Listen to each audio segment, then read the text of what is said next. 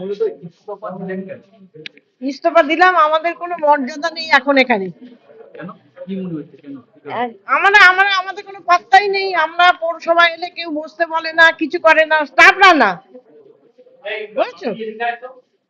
এই দলের সাথে থাকছেন না দল ছেড়ে দেবেন? না না, দলের সঙ্গে থাকবো। তাহলে ইস্তফা দিয়ে দিলেন? হুম।